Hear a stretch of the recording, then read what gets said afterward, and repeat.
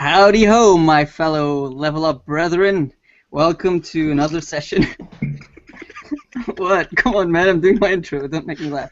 Welcome to Level Up session 54 with our special guest, Noah Bradley. Hi, Noah. Hey, how's it going, guys? Hey, how are you doing?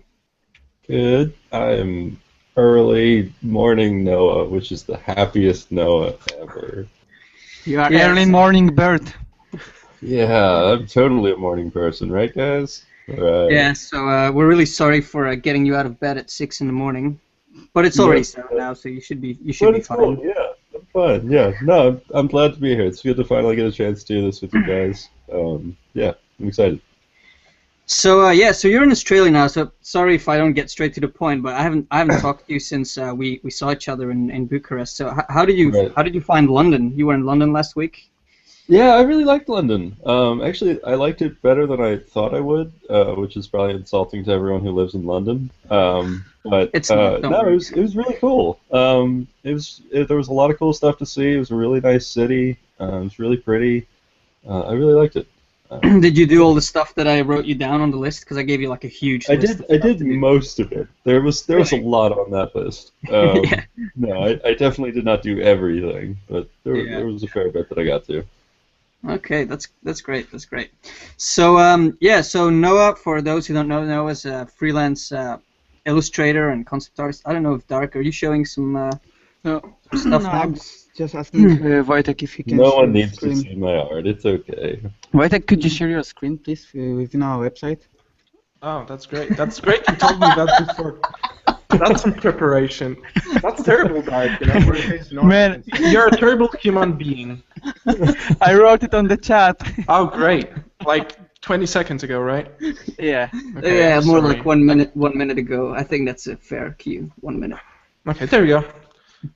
All right, great. Thanks, man. So yeah, Noah, maybe you can introduce yourself a little bit to the people and tell us a bit about what you do, about your job, and who you work for, and that kind of stuff. Yeah, cool. So yeah, I'm an illustrator concept artist. These days, mainly Illustrator. I've gotten fairly out of concept art as I sort of realized that I like the illustration side of things a little bit more. But yeah, right now I'm kind of trying to take it easy professionally, and so most of my work is actually just working on magic at this point. Taking on some random jobs on the side as well, but most of those are mainly to pay the bills and less entertaining. Yeah, I do that. I do a lot of online education stuff, as I'm sure most people know. I've got my old art of freelancing thing that's still around. I've got my art camp thing. As we were talking sort of before the show, I used to do the Awesome Horse live streams. Yeah, so I'm passionate about teaching people and helping them become better artists. I've got a really, really awesome thing that I can't say too much about, but it's going to be fantastic this coming year. And it's going to be my first experience with real live workshops. And it's going to be really, really, really awesome. Yeah, so look out for more on that. But yeah, I'm an environment concept artist, illustrator guy. I really, really love doing environments. I am really, really bad at doing characters. And I'm sure we'll talk a fair bit about that today. But it's all right when they're not facing the camera, right? Yeah, if they're just like facing the other way and I have to draw a silhouetted back, it's fantastic. That's the only kind of character that needs to exist. What about horses? Oh God. Is it a character? No, Or horses are environment? demon spawn. Yeah, I don't know if you guys saw the horse showdown that me, Noah, and Titus did at. That was some serious art going on. Yeah, that was me actually trying too. That was the scary part. Yeah. I love the back legs. Oh yeah, they were great. Being really sophisticated. Yeah, Noah's horse looked like he did a lot of squats and pull-ups and stuff. Yeah, just ripped horse. All right, so Noah, can you tell us a little bit about how you got started? Like, how did you get into this industry? Where did you start? Yeah, I've got some images here that I'll quickly like flip through if I can get my screen share thing to work. Let's see here. Can you guys see that? Yes. Yay, that's my name. Cool. So I'll just sort of give you guys a brief overview of how I got to where I am today, and show you some really awful older work, and show sort of how I got into the industry. If that works for you guys. Yeah, Yep. totally. So this is Noah Bradley, early artist, adorable as anything. Yeah, that's where I started. Never an amazing artist as a kid, but by the time I got to be 16 or 17, I started taking drawing classes. I found a local portrait artist that was really phenomenal, classically trained. Started to teach me to do stuff like this, old style cast drawings and whatnot. And then I went to art school and did terrible stuff like this. It was about the time I was 18 that I decided I wanted to be an artist. Before that, I actually wanted to either be a computer programmer or a carpenter. Those were sort of my two other options. But I decided to be an artist despite having this level of skill. I still thought, hey, maybe I could be an artist, which looking back was the dumbest idea ever. If I saw this work now, like, oh my god, I would tell previous Noah that he had no hope whatsoever. So this is the last painting of a horse I've ever done. This is the painting that inspired my hatred of horses. Because I did this painting of a horse, and for 20 to 30 minutes during the class critique, all anyone talked about was how god awful that horse is. Oh god.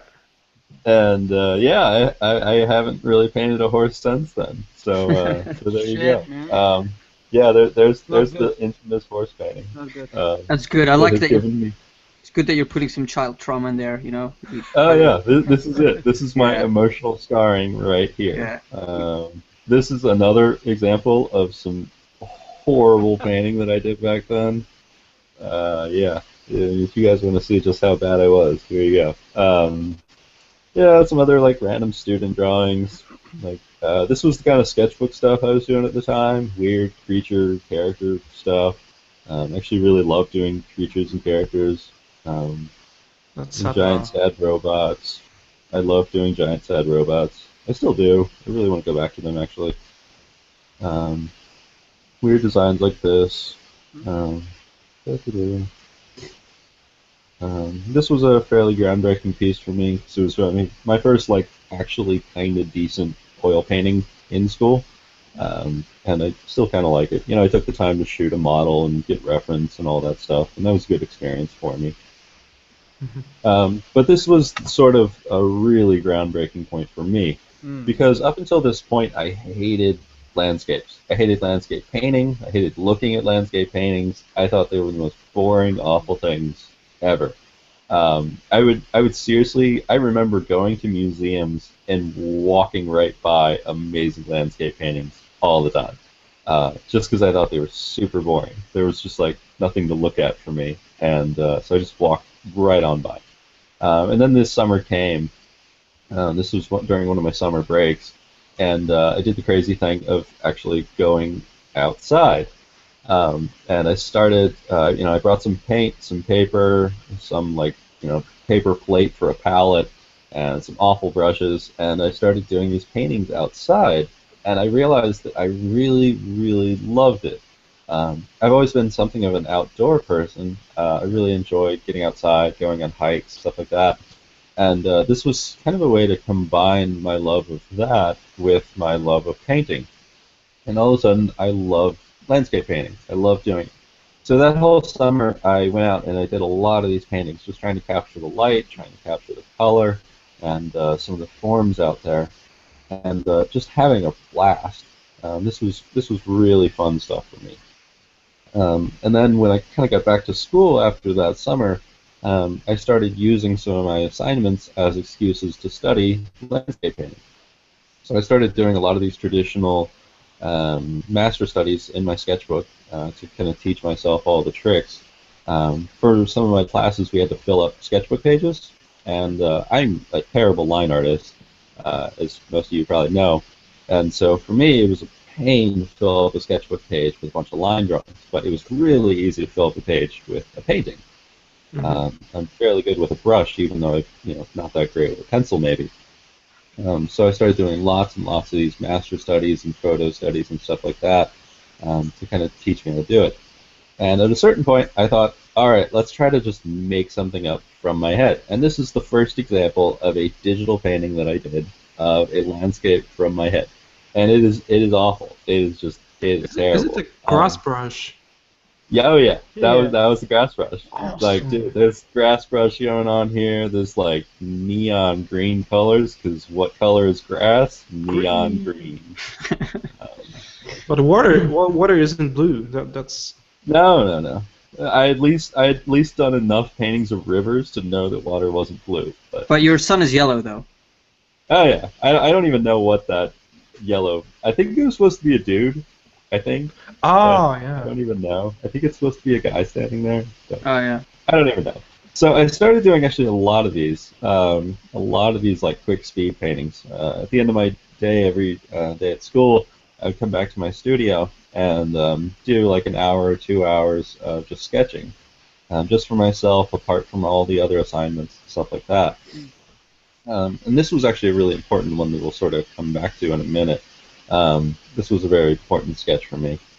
But doing lots and lots of these, trying to figure out kind of how things work, how light works, how to develop the whole composition in a very short amount of time. And while they're nothing like really amazing or anything, they did help me a lot to sort of understand how to develop an image. And then we get to this image, which, while it's nothing amazing by any means, you'd probably scroll right past it on Facebook, is a really important piece for me because it's actually my first finished landscape painting. Up until this point, I had never really finished a painting like that.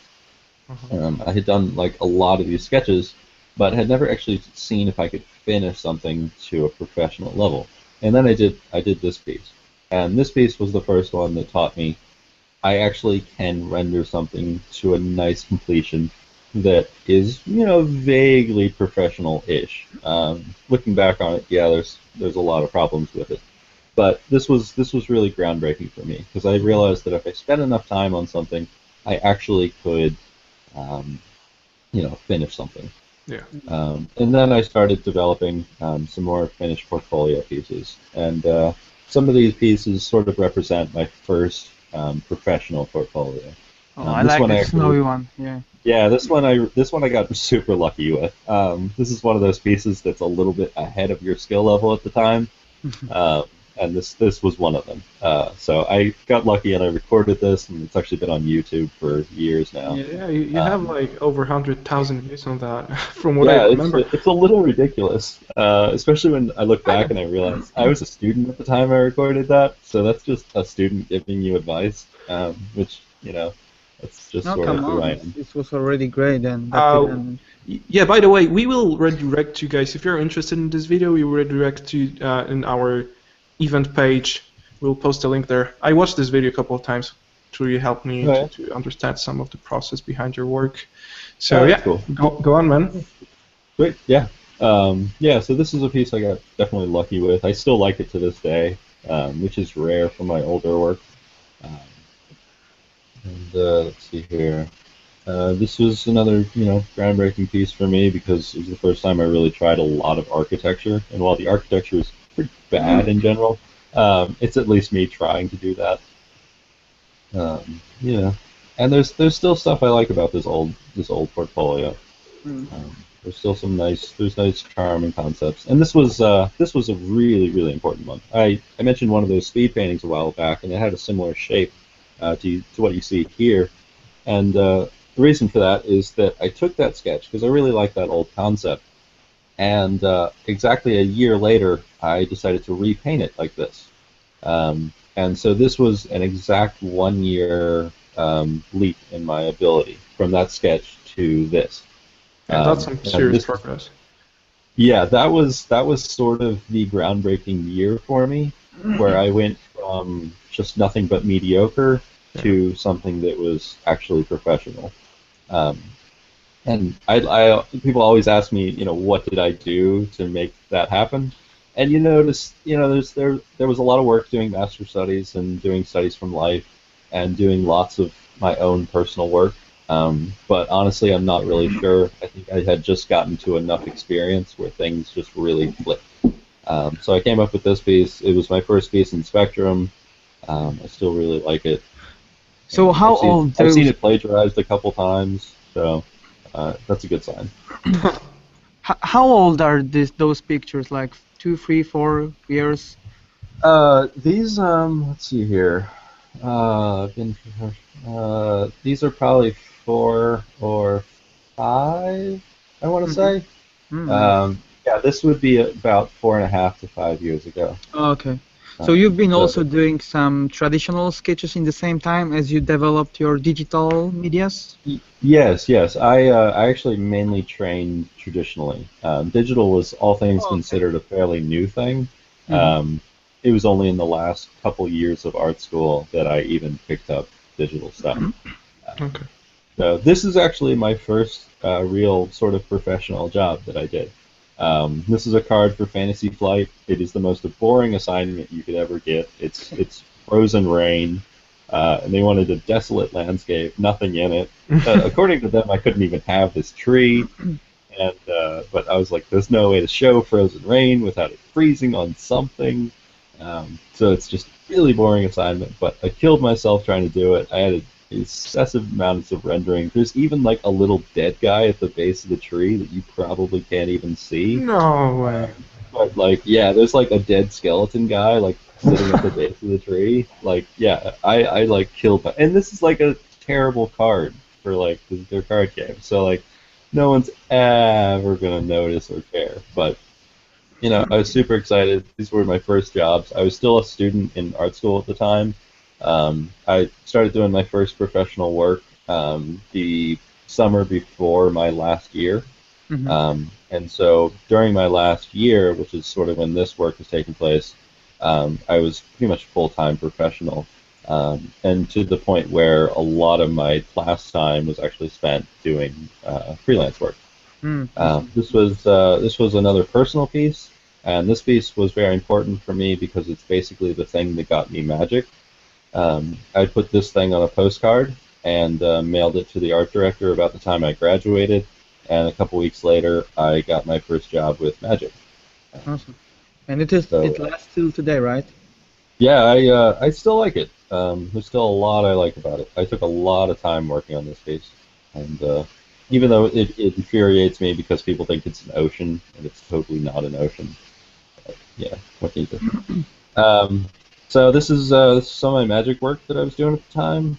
Some of my early magic stuff. I was also working for some private authors and stuff, doing concepts for them.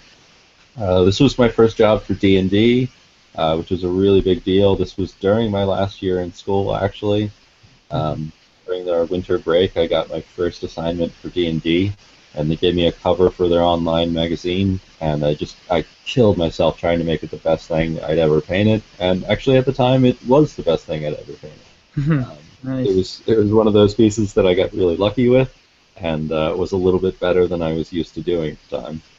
And for that reason, they kept hiring me for years and years after that. Still taking a lot of time to do personal work, though. For me, personal work has always been the driving force behind what I do. Um, and so always taking time to do this personal stuff, as well as all the magic stuff. Um, just continuing to develop all the magic work and trying to make it as good as I could. And again, personal work. This was another really important piece for me. For those of you who might not know, I'm working on a personal project, and this is a piece for it. The personal project is called The Sin of Man, and this piece was particularly important because for the longest time, most of my paintings lasted about. It took me about 10 hours to finish a painting, and I wondered one day what would it look like if I spent 20 hours on a painting. What if I took that time and just doubled it? And this was actually the piece that turned out. And so it was kind of a good sign of like, oh, maybe I shouldn't be so lazy and should actually put some time into my work. Yeah, that was the life lesson. This is probably one of the best things I did for Magic. The art director was incredibly happy with it. I am too. And yeah, as you can see, I sort of love symmetrical compositions. they always worked. So more crazy, insane work.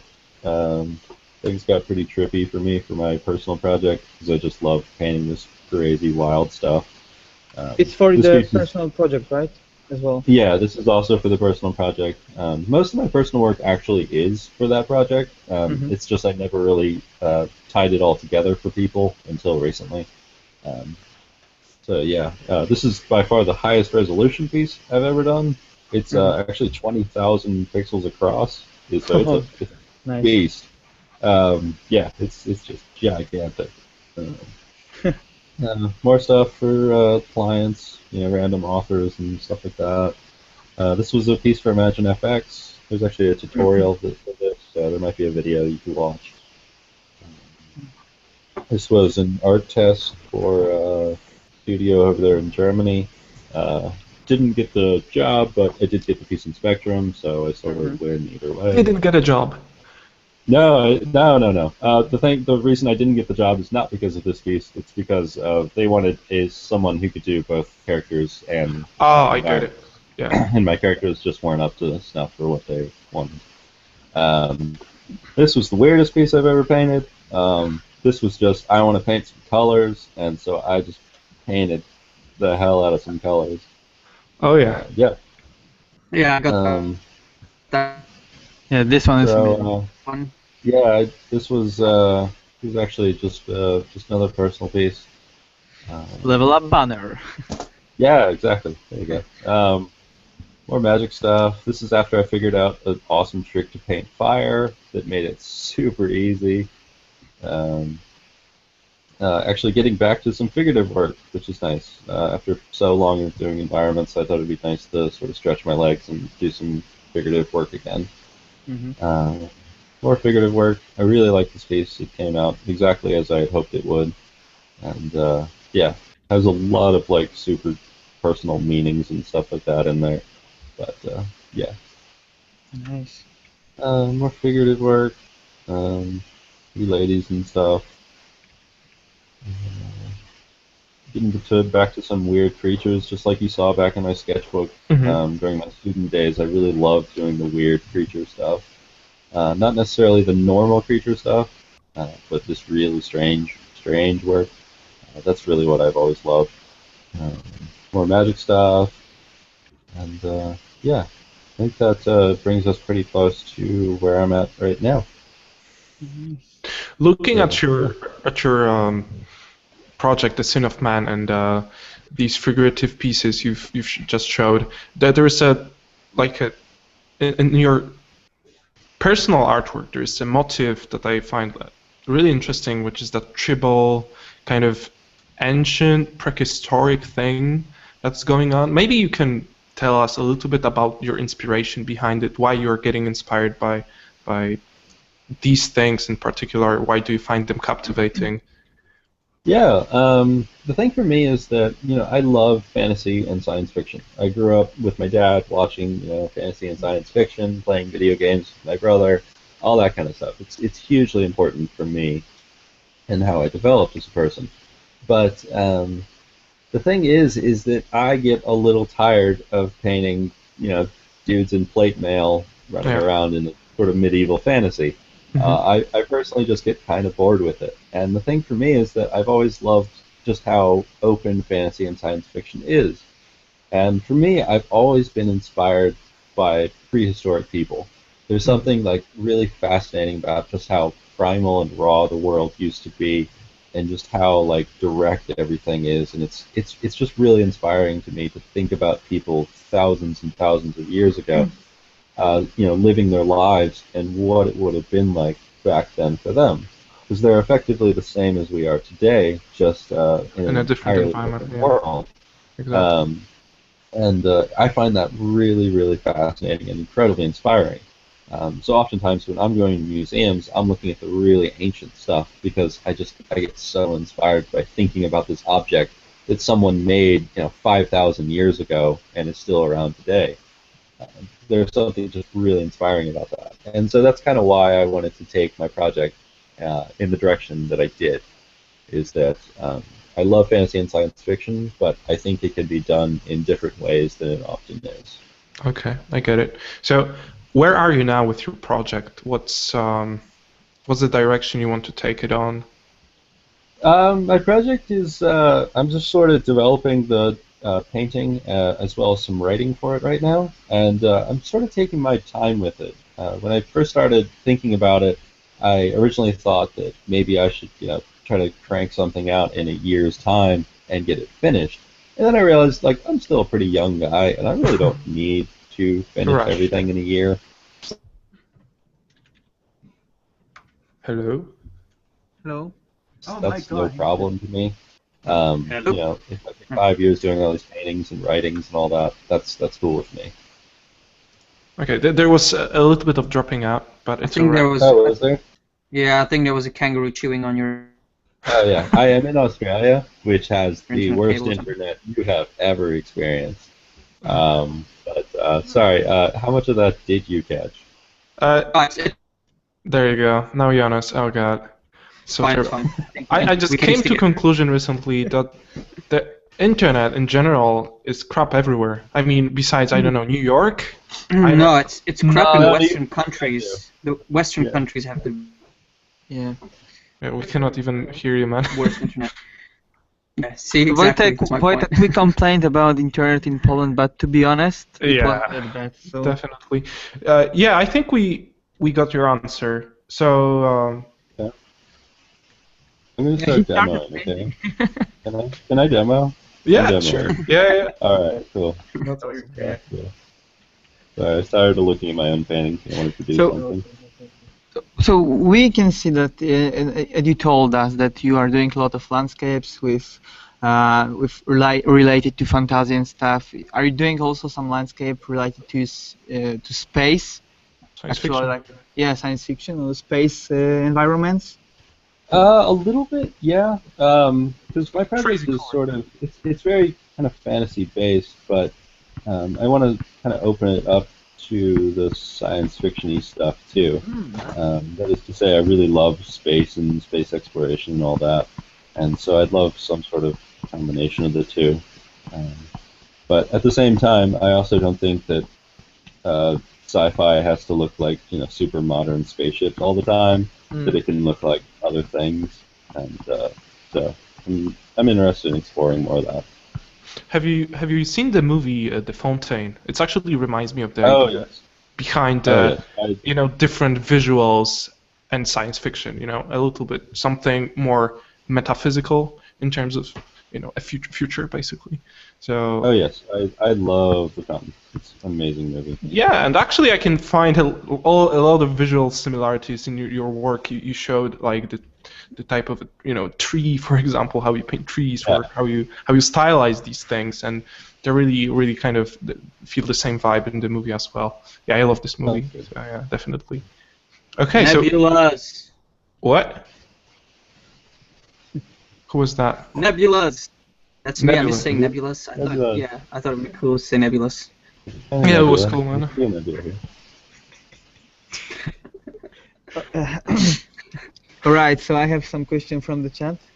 Someone is Alright. asking, how do you find the inspiration for making the light on your picture as you do? Like, setting the light and the light effects. Do you find it some inspiration, or it comes to you naturally and you are putting the lights, how you feel it?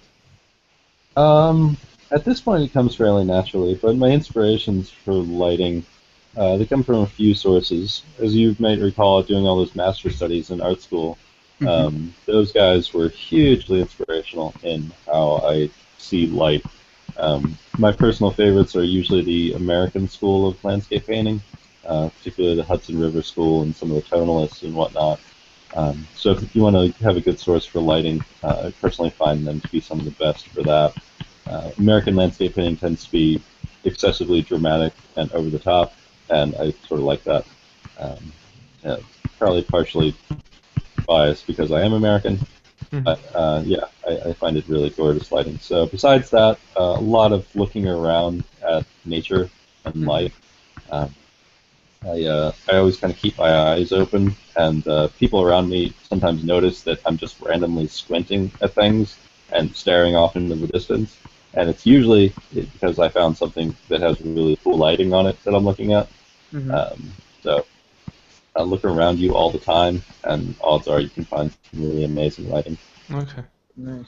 That's interesting. So you're like constantly trying to capture inspiration from all around you and like thumbnailing in your head, squinting, looking for interesting values or yeah. So yeah, that's where I get a lot of it from. Okay, so there's another question or question that is repeating in the chat since I think you made a mistake during this podcast, which is you mentioned something about a trick. And that was a fire trick. And people love tricks, and people love secret brushes. And I think that you have to reveal the fire trick. I have to reveal the fire trick. All right. I learned the fire trick from Steve Argyle. He sat me down one day and just like showed it to me in 2 seconds. Yeah, it was pretty amazing.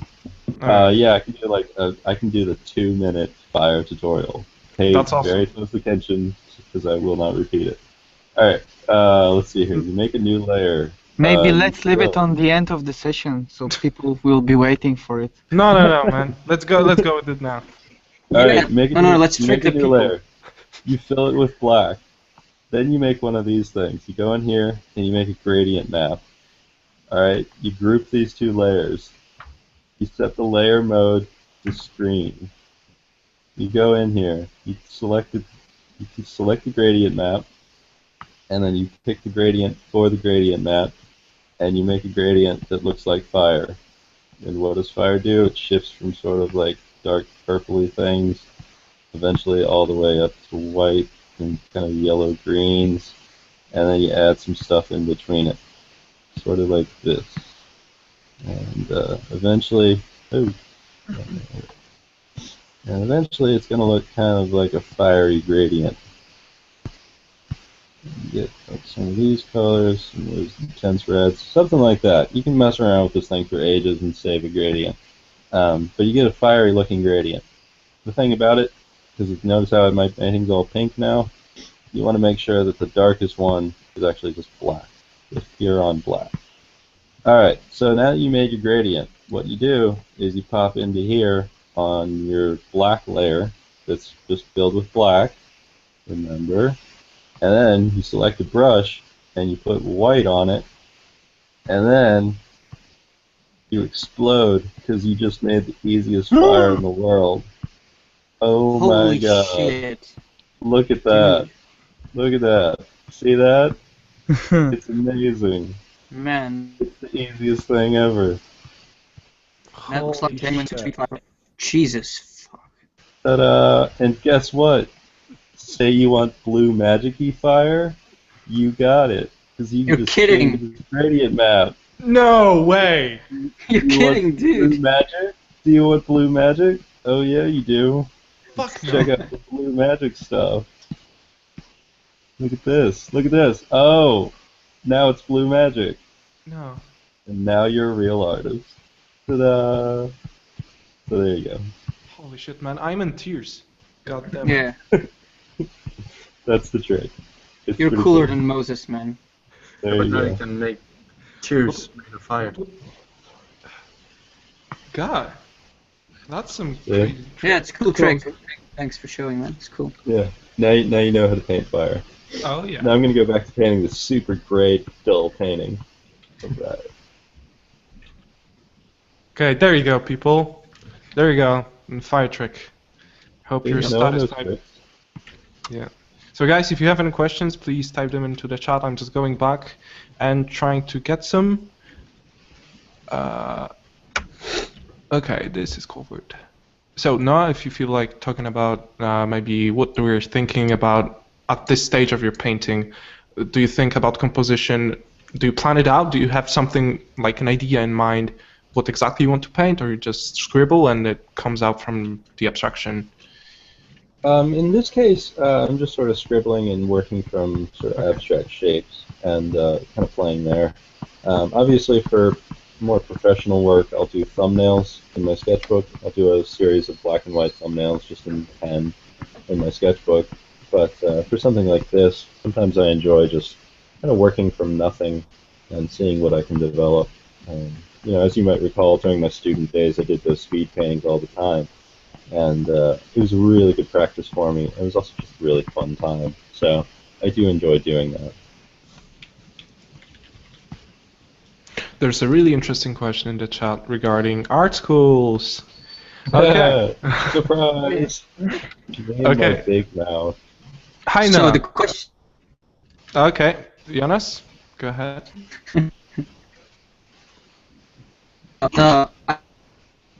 Okay. Oh, I cannot hear Jonas at all. That was awesome, Jonas. You're, You're going all like Optimus Prime on that.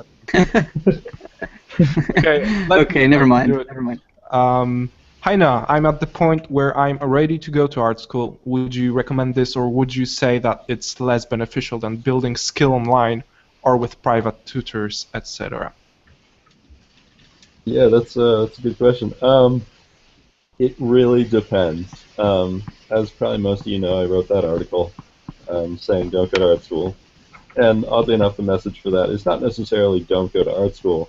It's more think about it before you do go to art school. If you're going to go to art school and you're going to get $200,000 in debt, don't go to art school. That is an idiotic thing to do. All of us know how much artists make, and sitting on 200 grand in loans is a terrible way to make it as an artist. Yeah. So don't do that. On the other hand, you know, if you can find an affordable, good school that could provide you a good education, go for it. If you have parents that would pay for everything, go for it. You know, if on the other hand you can't, and you say you have an atelier program nearby you, go for that. Or if you're an incredibly driven, motivated person, you know, you can study yourself. So it really depends on you, what your personality is like, what your situation is like, and kind of go from there. Mm-hmm. Yeah, I read that article as well, and when it was posted exactly, it's almost 2 years ago, I guess. Now, year and a half, something like that. Yeah, like 2 years ago, I think. 2 years ago, right? Yeah, I was on the crossroads back then, and it kind of helped me to, you know, think, do I have funds to do what I thought it's possible, or I'm getting in a, you know, wrong direction. And this article was really, really bold, and it kind of opened my eyes to certain things. So, yeah, we'll make sure to post it in our event page as well. So if you guys are interested, that's a really quick and good read. Yeah, you don't have to agree with that necessarily, but it kind of tackles certain problems that are really good to look. Yeah, there is some interesting question. You told us about your inspiration and stuff. How do you improve your digital sense? You mean digital? What do you mean Digital by full digital concept sense. How do you develop your concept ideas and stuff? Sorry, I just. Let's see here. I think again, studying a lot of stuff from life is usually the best thing to do for that. I tend to do obviously a lot of landscape stuff, and so for me, I think probably similar to you, Jonas, traveling and seeing the world is a really important part of that. Not only do I just enjoy traveling for the sake of traveling, as far as my art goes, it's very important because for me, it's the place where I derive a lot of that knowledge of how landscapes work and the diversity of landscapes that are out there. And so yeah, that's a huge part of how I develop my sense for these things. Mm-hmm. Yep, I agree. The real world. Yeah. Go out there. So Get out of your cave. I'm interested since I'm not traveling that much, not because I don't want to, it's just because how my life turns out. But basically, when you're traveling, do you like feel like you want to paint this shit like immediately because you're so inspired, or you just kind of chill out and decide this time is just for traveling, and you go back and you kind of after 2 weeks get into the painting again, or is it an organic process and you? I'm not sure how do you balance this thing out? Since I have a drive to do creative stuff all the time, and I feel like I will be when I like go travel for 3 months, let's say, without really expressing myself, it's, I don't know. How do you feel about that? For me, usually when I do travel, I don't paint. I usually just sort of travel. I see things, and I take a lot of photos, but that's about it. I'm actually kind of okay with not painting all the time, with not painting 24/7. Yeah. That works out for me. I don't have that need to paint every single day. I love painting, but at the same time, I can take a break from it and really enjoy that break. Okay. Because I've gone on, month-long trips where I haven't done a single painting or drawing, and I get back from that, and not only are my painting and drawing skills better, but I really love everything I'm doing more. Yeah, which is more. So, yeah, I don't think taking a break is necessarily that bad of a thing, especially when you get your skills to a certain level. You don't really need to just necessarily put in those hours constantly. And so I personally think the breaks are a really, really good thing. Oh, yeah. Yeah, exactly. Sometimes balancing things out can make you improve more, which I also noticed. So it's really interesting to see that when you're taking a break, like you said, for a month or so, it's funny to see that you can actually improve in that time without doing a single drawing. Yeah. Yeah, it's your ability to see that increases rather than your ability to draw, I guess. Right. Exactly. So you are working on one layer, right? One layer, one brush. That's what I noticed. Is it because you are really comfortable Badass. with a traditional? Yeah, exactly. It's because you're a badass. No, I think it's just because I'm lazy. Personally, I don't know. I sort of learned to paint on one layer because, yeah, I did learn to paint traditionally. That's what my background is. I know how to do like oil paintings and all that. And so maybe it is that coming through still. But for me, layers just really frustrate me because I always paint on the wrong stupid layer, and just I hate it. I do usually, for a finished painting, not just a sketch like this, I will work on maybe 2 or 3 layers. That is to say, if I've got a distinct foreground with, say, characters on it, for instance, that will be on its own layer, just because painting around that stuff that's a clear-cut foreground is just a royal pain. But no, I don't really go beyond 2 layers. But I just think it's because I'm lazy. But you guys can think I'm cool if you want.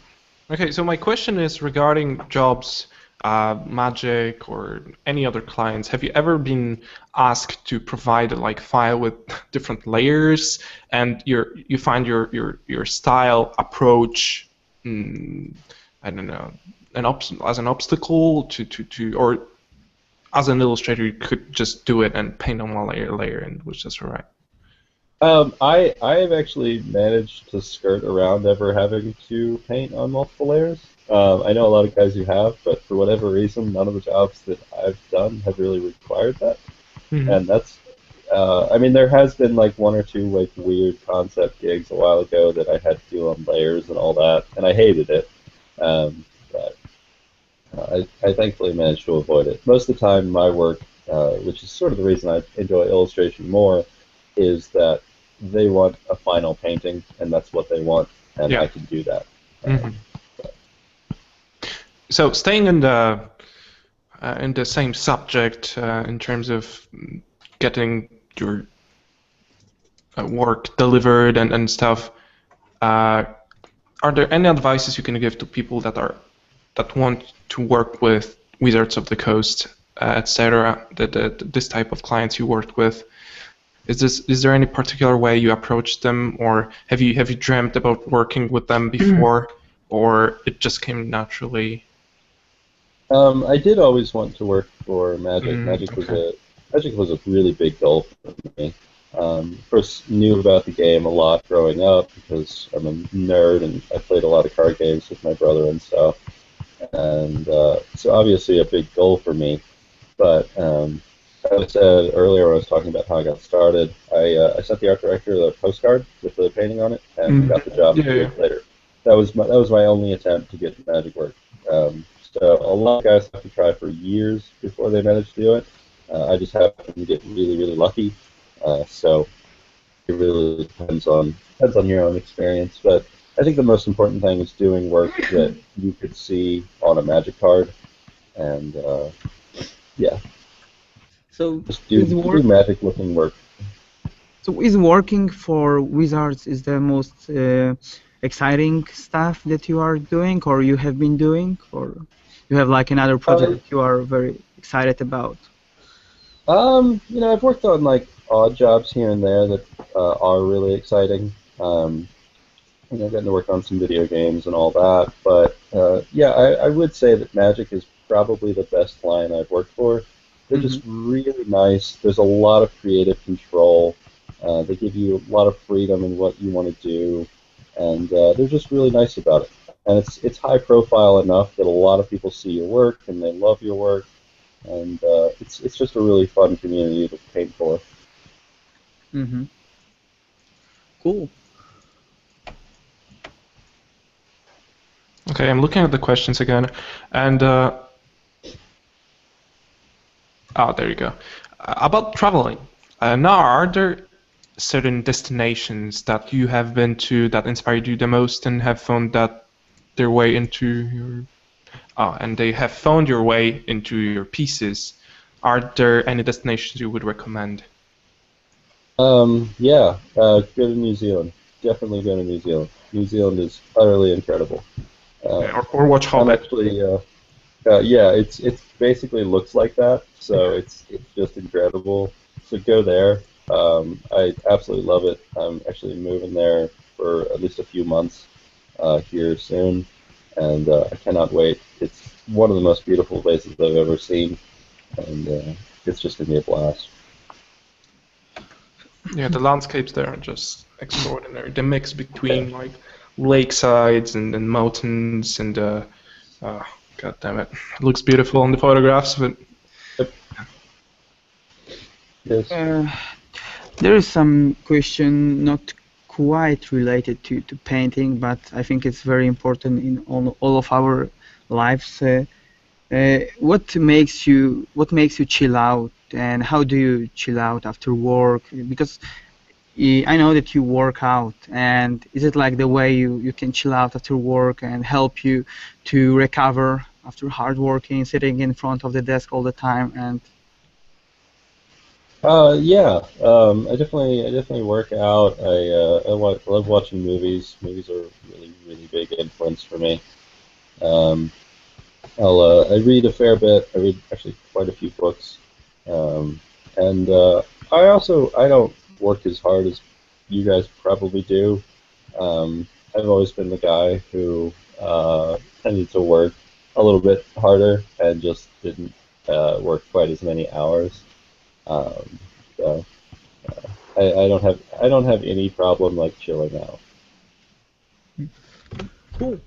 yeah, that's great. I mean, having have you had that before? Have you had that thing about chilling out when you were learning, or uh, how was that back then? I mean, of course you have improved tons and you reached the professional level.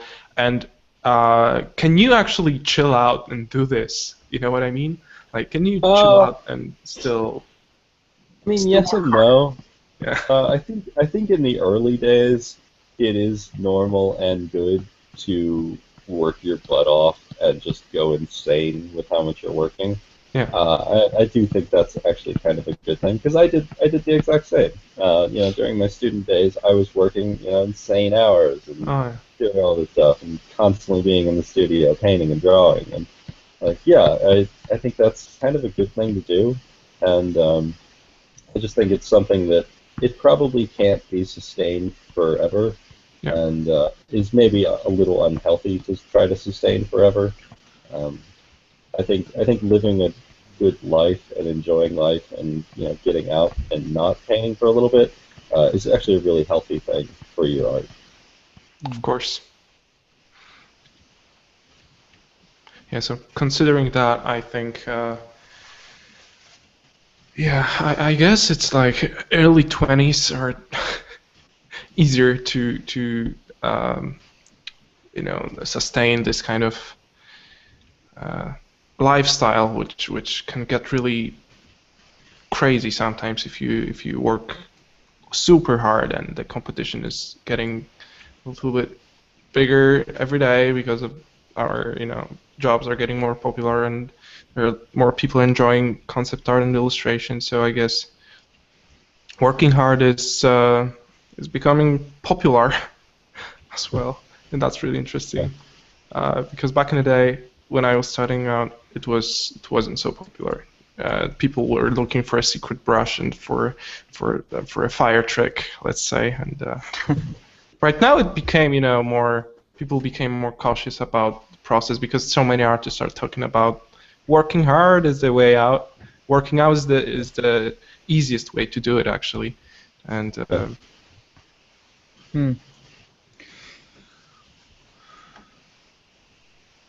Okay, so what do we have here? Repeating objects, atmosphere, clear line of action. What can we talk about here? I don't know. I don't zoom in. You are going on That's with the important. flow, by the way. Yeah, I don't ever zoom in. Stop zooming in. Stop zooming in. Please, dear God, stop zooming in.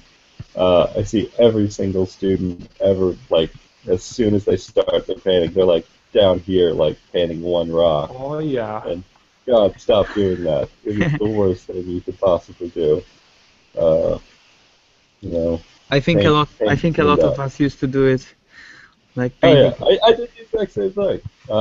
But I realized very quickly that it was a terrible thing to do. So don't ever zoom in. So what I think we can talk about is art camp, maybe. How have you got the idea about running such a big educational thing, and is it still running? What are your plans about it? And Yeah, it's still running. I'm fairly hands off with it at this point. It's a fairly self-directed program of sort of recorded demos and assignments and all that. And so at this point, I'm actually fairly hands off and kind of taking a break from it for myself.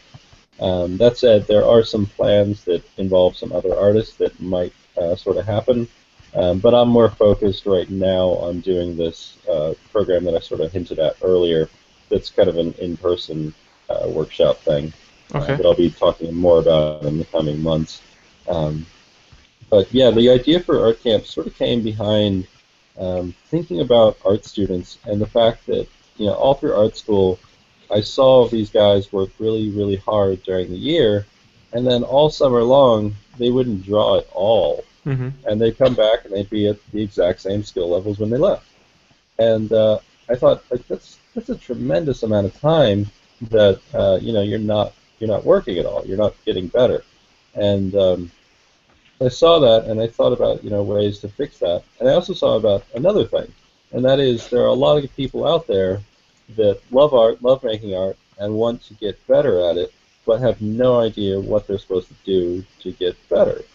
They have no idea what exercises to do, what to study, what to think about, what to read, any of that stuff. They just have no idea. And there really wasn't any like super clear, straightforward curriculum to kind of teach people that. Yeah. And I kind of wanted to kill two birds with one stone in that kind of take care of both those problems. And that's kind of what Art Camp has become. And I've done it twice, so there's 24 weeks worth of material, which is almost 50 hours worth of demos. And as you guys probably know, doing that many hours of demoing is the most exhausting thing you've ever been through. But it seems to be a really good thing. People learn a lot from it, and it's been fairly successful. So. Okay, so if you want to learn more about ArtCamp, go to artcamp.com, and yeah, there's a really nice splash page, and you can learn a whole lot about the program. And yeah, I will post the link in the chat, and in the event page, so you can go check it out. And there are some questions that are repeated a few times already, so maybe we can go with it. Yeah. Someone is asking, as a student and having a block in crossing over to creating my own pieces with my imagination, do you have any recommendations? And there was quite similar question about doing something on your own while being inspired by someone and not copying it. Oh, okay. What are your recommendations now about doing your Right. own artworks? The main recommendation I would say is just do it. I think something that holds people back from doing their own stuff and like getting away from just copying or doing studies or any of that is that usually it looks really, really bad at first. As I showed you, when I was showing you my earlier work, it looks really awful, and there's a reason for that. It's that you haven't ever really done the stuff where it does require you to make up all this stuff. And it's a different skill set. And even if you do all the studies in the world, the first time you try to make up your own painting, it's going to look pretty bad. And that's why I think that even early on, you should be trying to make your own stuff sometimes, because you don't have that experience of going from a blank sheet of paper to a drawing or a painting of some sort. You don't really know what you need to learn in your studies, and that's something I see a lot, is people doing studies, but with no sense of how those studies are actually going to be applied. You can sit there and copy photos all day long and never learn the things that you need to learn to actually do a good painting. So it's like just a mindless copying without actually analyzing. And right. There's a really cool video that Anthony Jones released on his YouTube channel 2 days ago, probably, and he talks about exactly the same thing, which is studying. It's not copying. Right. You can study without actually copying the painting. You can analyze the shape, structure. You can analyze values. You can analyze all sorts of things. You can extract many different little things from just one painting without actually mindlessly copying pixels, and that's really, really important. And and I think it directs us to seeking for originality, because I think that what was the question about what to do if I'm studying and I don't know where to go. I don't know where my style is. I'm just studying, and maybe you have some ideas about that, like how to create original art, how to create art that is yours and not, following any weird crazes or fashion, Yeah, and I think the thing for that, like people say that I have a style apparently, and it really shocked me the first time someone said that I had a style, because I had never done anything to try to have a style. I'd never tried to develop a style, and I don't think most artists do. I'd almost say none of them do.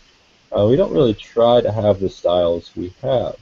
I think I've heard style referred to as something you're stuck with. You have a certain way of making images. That's how you make images, and you're stuck with that. And sometimes you like it, sometimes you don't. But that's how you make a painting. Is you have a certain way of going about it. And I have a way of making paintings. And sometimes I don't like my own style. It's I look at it and I'm like, it is what it is. But that's how I make paintings, and that's me just trying to make the best paintings that I can. And that's the important thing, is that if you just try to make the best art that you can, and then fill your head with a lot of different inspirations from a lot of different sources, then you're going to be just fine, and you're going to make quote-unquote original art. So I think the dangers that people get into is they either try to develop a certain style, or they only look at particular sources for inspiration. Say, looking at current, a few different current concept artists. I see this problem a lot, where they see a couple really popular, awesome concept artists, and they try to copy their style, and that's the only artist they're looking at. And if you're doing that, and you're never, say, looking back and looking at a nice Rembrandt, you're sort of shooting yourself in the foot, by so limiting your inspirations that, yes, you will end up looking exactly like a cheap knockoff of the artist you're being inspired by. So I'd say to Yeah, so diversify your interest as much as possible. yeah, so style becomes something you just have all the time. It's not the thing you look for. It's the thing you not acquire, maybe discover in yourself as learning, as thriving to produce better art, right? So Absolutely. It's just trying to make the best paintings you can, and that's sort of what comes out. yeah, and I found it really truthful because if you are trying, for example, to make a better painting and you think, oh, how should I approach this, or should I use 3D? Should I use any of the techniques that are available today? And you think, should I approach it with just a painting? Should I approach it with something else? And suddenly, if you ask yourself, okay, I want to create the best painting ever, you probably have your favorite tool. You probably have your favorite workflow.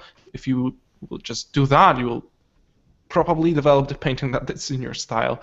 So I guess if you will do a matte painting, then all right, maybe that's your idea of the best painting, best artwork you can ever create, and that will be the direction you want to go to because that's what you're enjoying at this particular moment.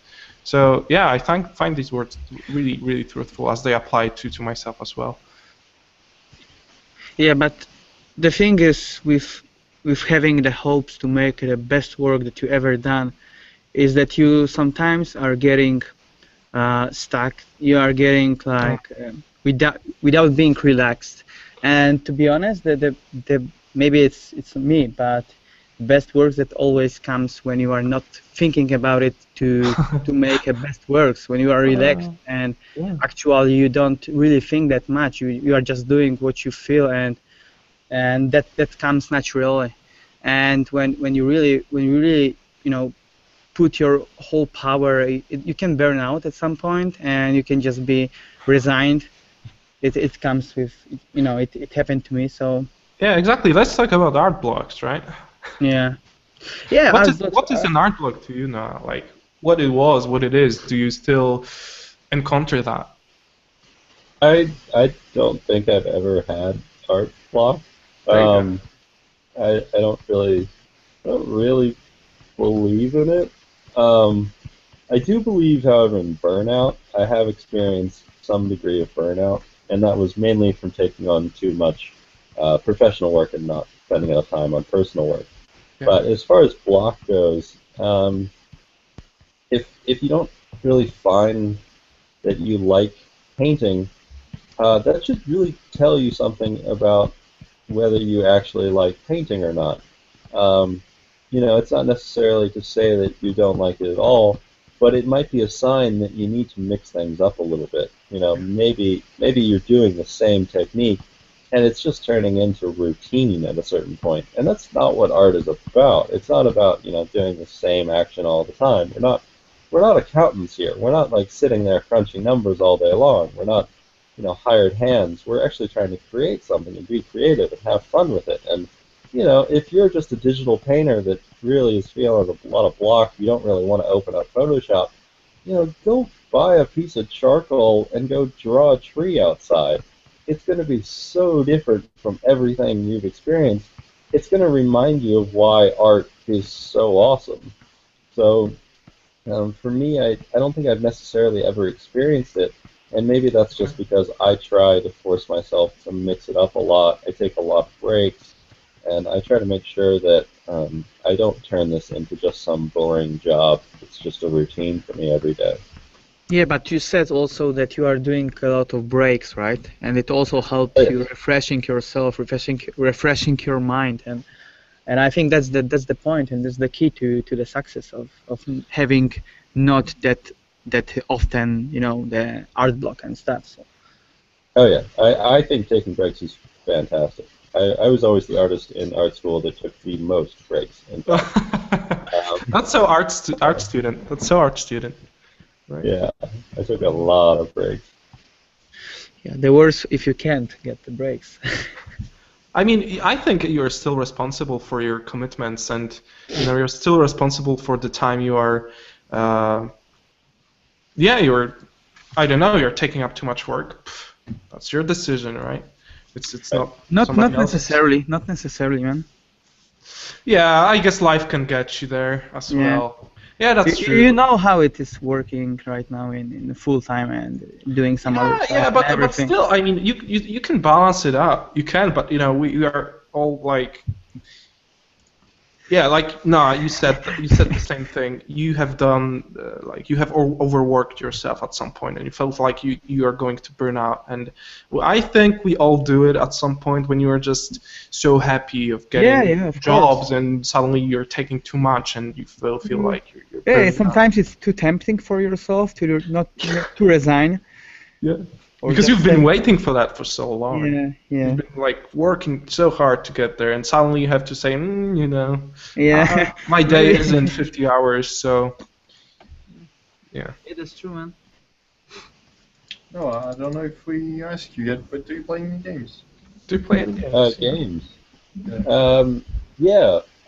I don't do actually as much gaming as I used to, which is really sad and depressing. But I do definitely try to find some time for gaming, both just video games as well as board games and card games.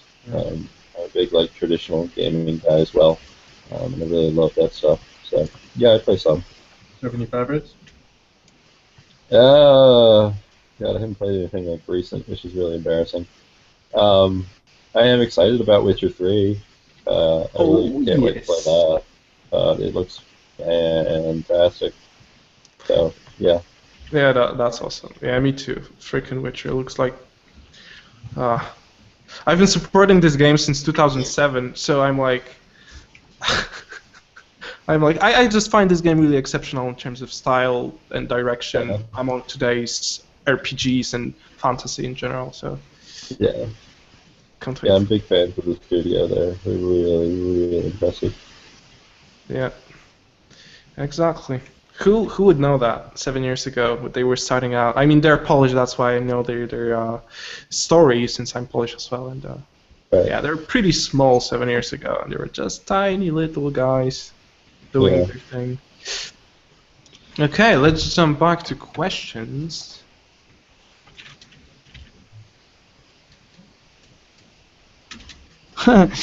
There is quite interesting question.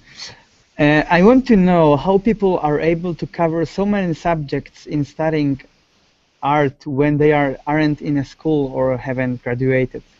It's quite a tricky question. I mean, if you aren't in school, you have plenty of time. Yeah, I don't know. I would say the thing to do would probably be to save up and just take time off to really devote to it. Yeah. Probably be a good idea. Yeah, I have the same kind of word, and I think that people are sometimes taking it too serious to being student, you know, because even when you are not studying or if you are in the worst school, you can still be like the very good artist and everything, because it's only up to you how much you put into it, how much work you put into your development and everything, and that's not about the school itself or the prestige of the school. So it's like a blind thinking of people, and it's definitely misleading for a lot of aspiring artists, to be honest. Oh yeah, I mean, I went to amazing art schools, and there are art schools that have incredible students, and then they also have a lot of students that will never make it as a professional artist. Yeah. So don't think that just because someone's going to a great art school that they're going to turn into a great artist. Yeah. That is not true at all. Yeah, the work will not do, you know, itself. Like, you know, if you don't put enough hours or enough things and to just learn more and everything, you will not get there. So that's the point. Right.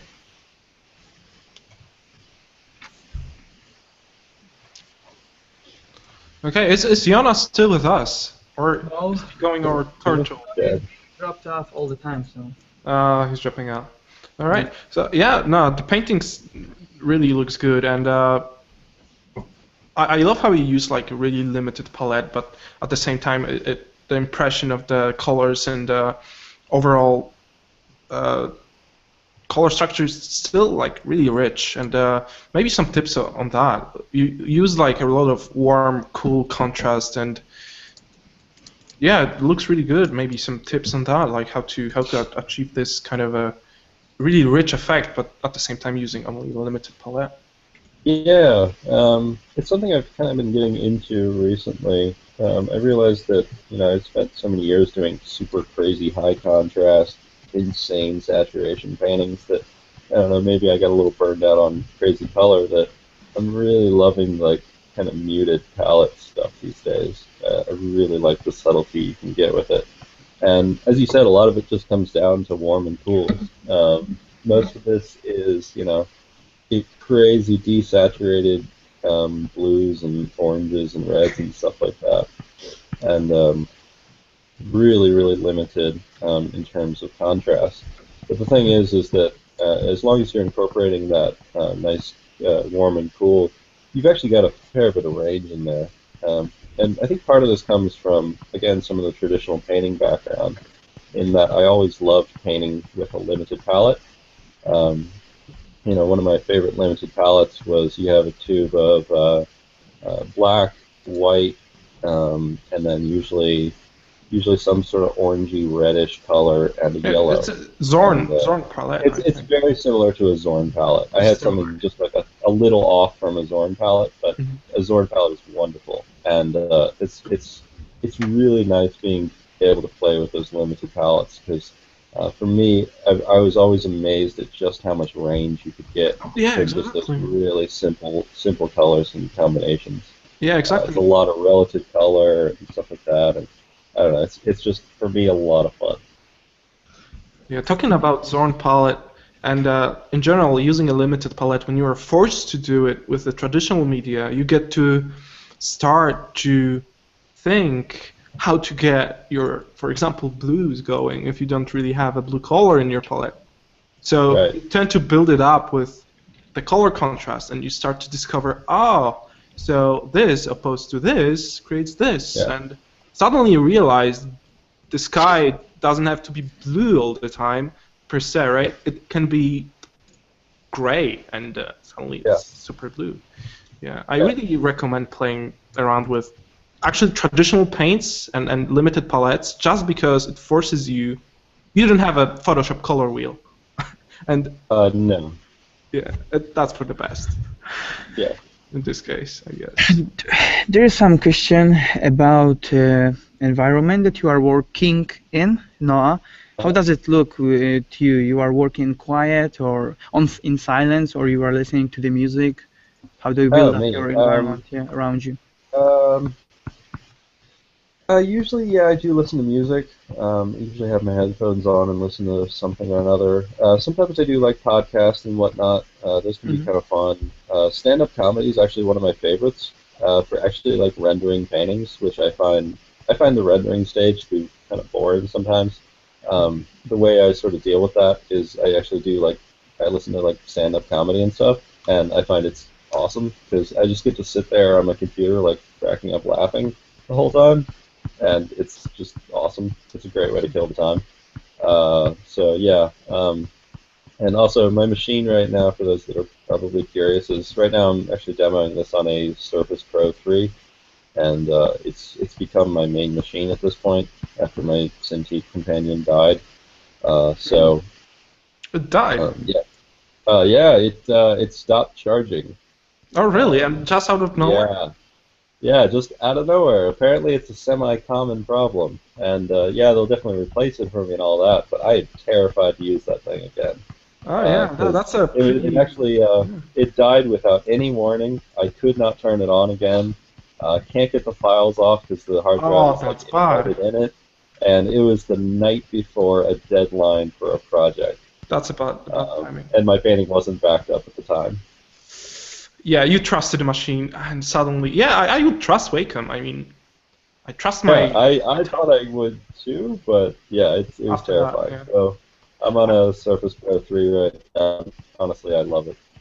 Yeah, I was sincerely interested in getting Surface 3, and I tried it out at the shop, and it felt great, really great. So I was interested, like, why are you working on such a big scaling of Photoshop? Is your resolution so small? But then when you said it's yeah. Surface 3, it's then you have like 2K screen and it's scaled up, right? The Surface 3 is ridiculous in the resolution. So if you use the regular size, it is so unbelievably tiny. And Jonas and I were talking about this recently. We were hanging out, and it is just awful because it is so tiny. And it would be great to have something in between, but you can either have this ginormous size interface, or it's so tiny you can't even see anything.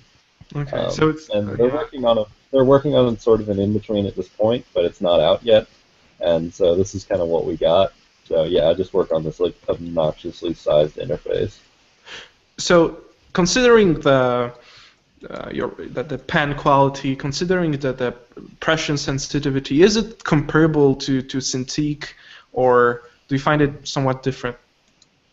It's definitely different. For instance, it has a very slick screen, which bothers people. For me, I actually sort of prefer the slick screen to the really gritty texture that a Cintiq has.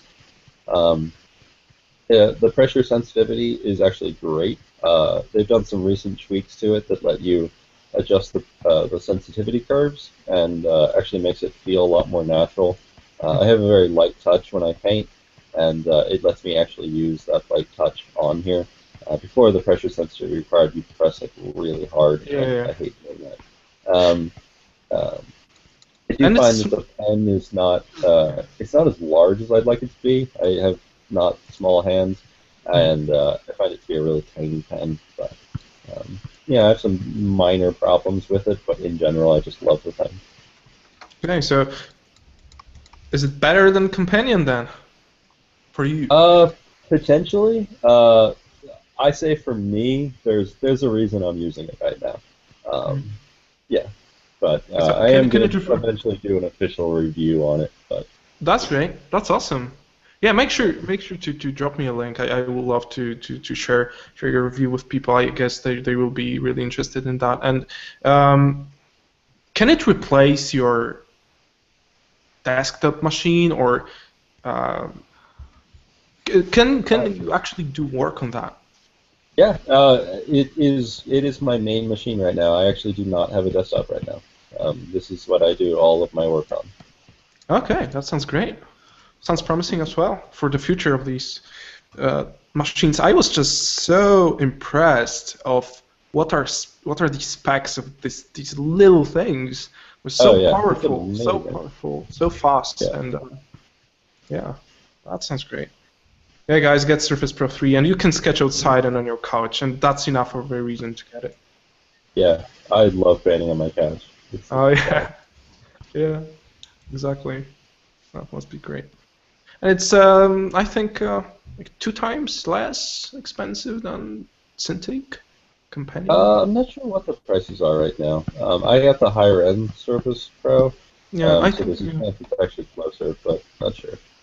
Yeah, I would have to check it, but I remember it was there was a difference for.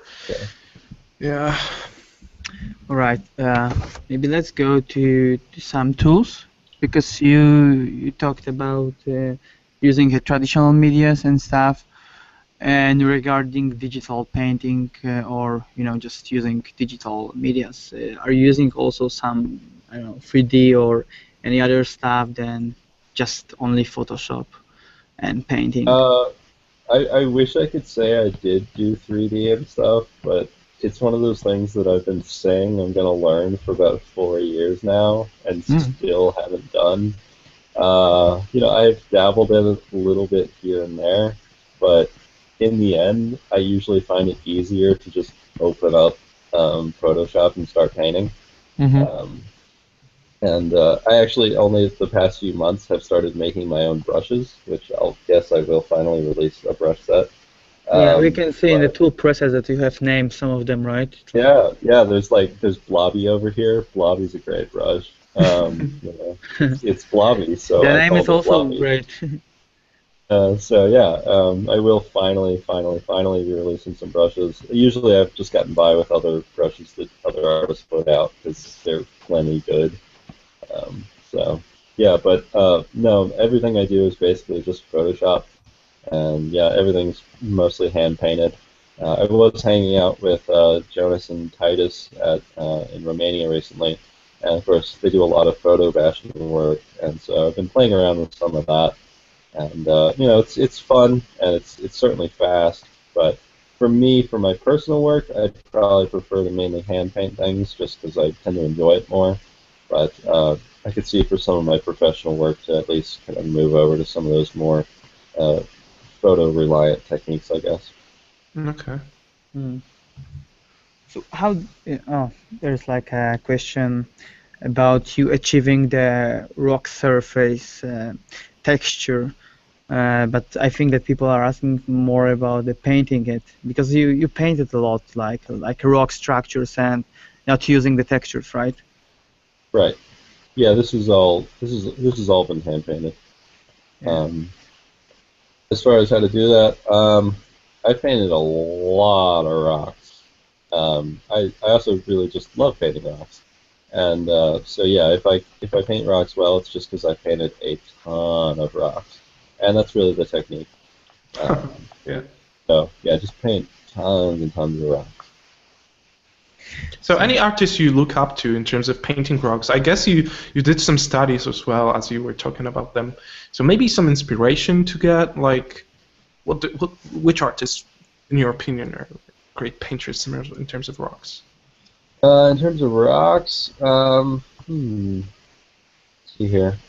Again, going back to those for the American landscape painters, Thomas Moran Yeah. is an amazing, amazing American landscape painter from the turn of the century, and just beautiful paintings. And I just love the way he handles things like rocks and whatnot.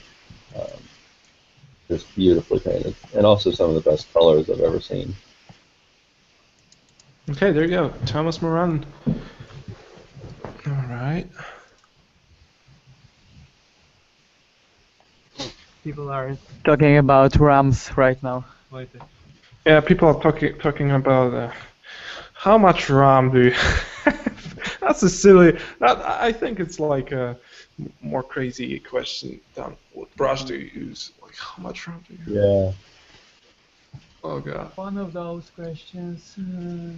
Yeah, if you have over 16 gigs of RAM, you suddenly become professional. So you have to get at least 16 gigs of RAM. And I guarantee. Has like 8. What? I think the Surface only has like 8. I think. Oh, there. Yeah, but you're professional. What the hell? Know. Yeah, I know. Well, admittedly, my old desktop has like 32. So yeah. I'm So good. you have to have at least one machine with over. No, you have to connect to Surface Pros, and they will be double. There you go. All right. Are you using some perspective tool for your environment paintings? Sometimes. I've got of course the old. I mean, I assume everyone has the same perspective brush thing that makes the little lines. Maybe not. I don't know. Whoa, jeez. When I was learning, like everyone had this exact same brush, so maybe it's still around. But yeah, I'll make a grid like this at some point. Particularly if there's architecture. But for the most part, for sketching at least, I just sort of eyeball it and see how close I can get it. And then when I come to finishing a painting, I'll actually put down a grid and figure stuff out. Okay, so you were talking about not zooming in for some time. When is that moment when you feel like, okay, it's time for detail, or it's time to flesh it out, and you zoom in? I zoom in as late as I possibly can, and the reason for that is I always think it's most important to get the overall effect of the image. Details really aren't ever that important to me. I sort of wish I didn't ever have to paint them, but obviously clients like to see them. But for me, getting that overall effect is really important. So I don't ever do detailing until I know I've got that overall effect. And so actually, for the bulk of my work, if you put the sketch side by side with the final, it almost looks exactly the same in like thumbnail view. They're basically the same thing. And so finishing a painting for me is often simply just detailing out what I've already got. And so I solve most of my problems with the overall painting just in the sketch phase. So, and once I've got something that I'm overall really, really happy with, that's when I'll start zooming in and detailing. So, and usually that ends up being typically an hour or two into the painting is when I've got a sketch nailed down that I really like and happy to kind of take to finish.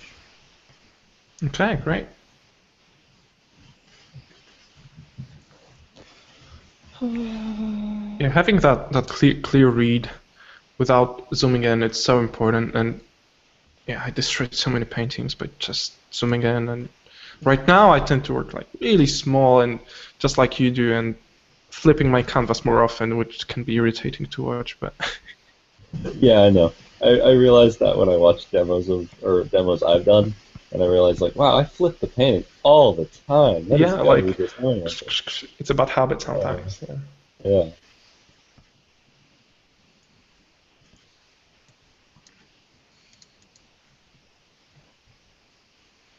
Guys, enough of that RAM thing, please.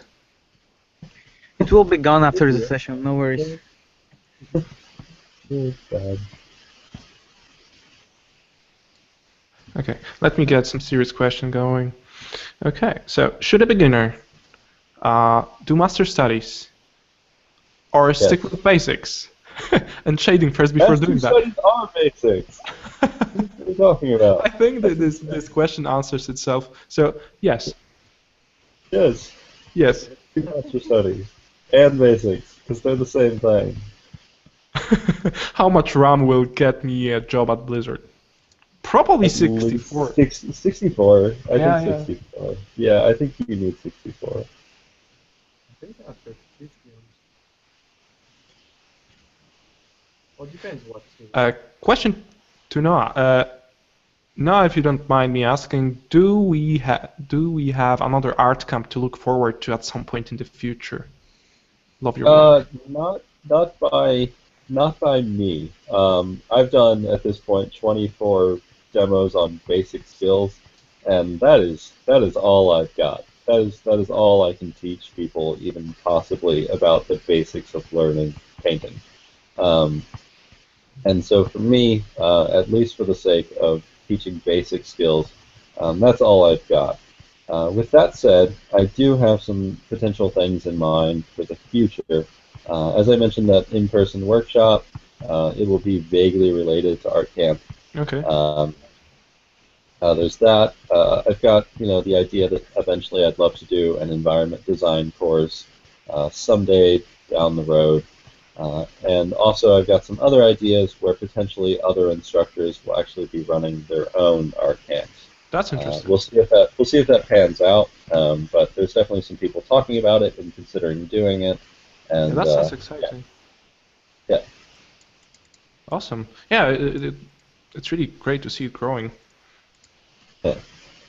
Right. So another question, going back to your kind of one-layer approach, we tackled the subject of turning in your work and not having really problems with that. But what about the process that your dialogue with the client basically? What if the client wants to change something, maybe not so dramatically, but something that would require you to feel better about layers? What do you think about that? There's a question about the exact same thing.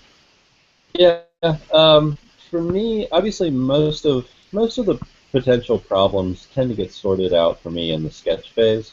If the client has a problem with one of the sketches, it's really easy to change it then. And my sketches again basically look like my finals, so they're not super surprised after the sketch phase. It basically looks like that, so there's not really a problem with there. And then on top of that, I tend to paint fast enough that even if they do require a large revision of the final, it doesn't really take me that long, and I usually don't regret it too much that I haven't used layers. Okay. So, yeah.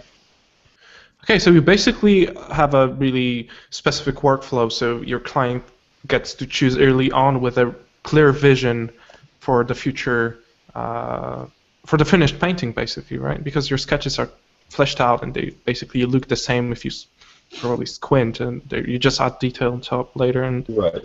Exactly. okay, All my sketches are full color paintings and tend to look pretty much like my finals. okay, that's interesting. There's some question about starters. What are common bad habits aspiring artists may face while trying to build their career? Um, see Everything. here. Zooming in. Zooming in is a really, really bad habit. Stop doing it. Yeah. There should be a plugin to delete the zoom in feature in Photoshop. Exactly. Just like a block layer, just block the zoom.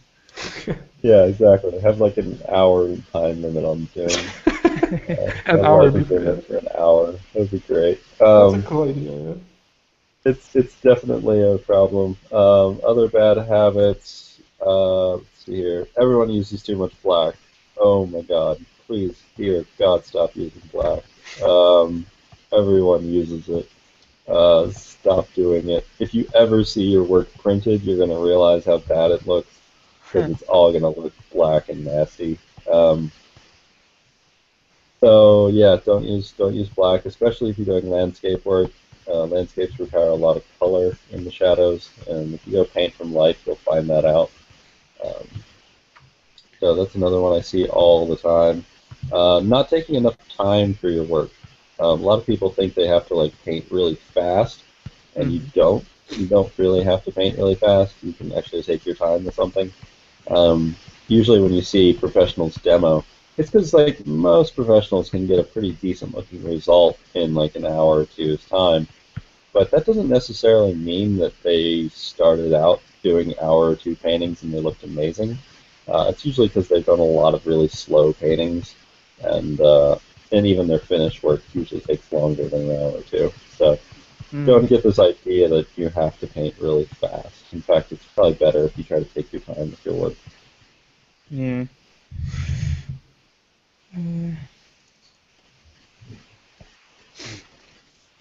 Yeah, I found myself rushing with work early when I was starting out, and that was a problem as well.